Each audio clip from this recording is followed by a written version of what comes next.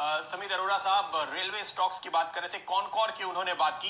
ये जो freight corridor शुरू हो रहा है उस पर खबर आई है कि राजधानी की रफ्तार से मालगाड़ी चल रही है और जाहिर है कि वो सारे कंपनियां जो रेलवेज के साथ काम करते हैं, रेलवे को सप्लाई करते हैं, जिनमें टेक्स रेल भी शामिल है, उनके लिए ये बहुत ही अच्छी खबर है कि ये फ्रेट कॉरिडोर बहुत तेजी के साथ कंप्लीशन की तरफ बढ़ रहा है और आपको अगले क्वार्टर्स में इसका फायदा मिलता हुआ नजर आएगा।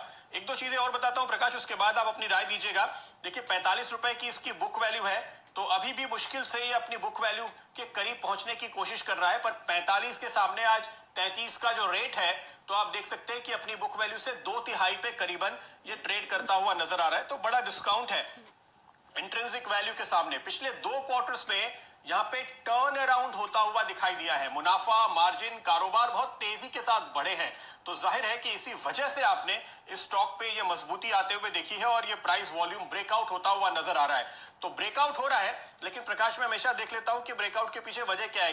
केवल एक्शन है, प्राइस प्राइस प्राइस, या फिर दरअसल इसके पीछे स्टोरी है। तो यहां पर मुझे एक बेहद मजबूत स्टोरी नजर आती है। आज के इस ब्रेकआउट के बाद आप क्या टारगेट्स देखते हैं?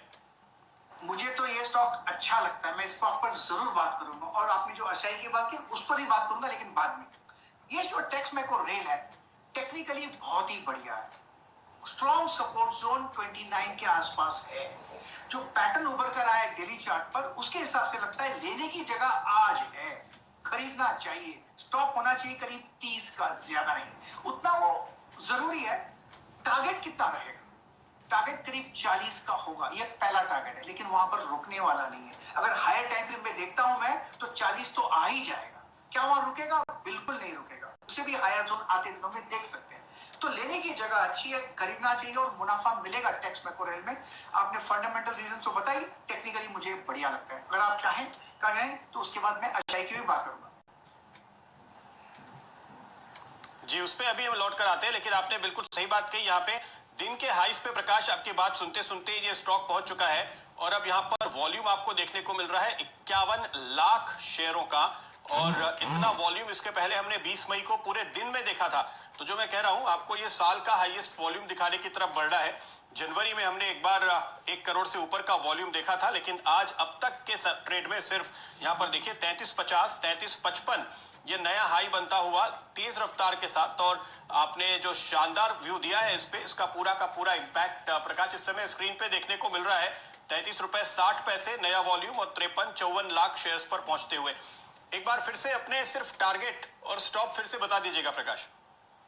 कि मेरा फर्स्ट टारगेट रहेगा 40, अब ट्रेड कर रहा है 33.60 पे और स्टॉप होगा 30।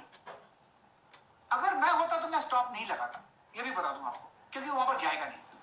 दूसरा टारगेट क्या रहेगा? उसे थोड़ा वक्त देना पड़ेगा। वो रहेगा 50, 50। तो 40 और 50 का ये जोन है, वहां तक जाएगा और जितना ज्यादा वक्त देंगे उतना अच्छा है।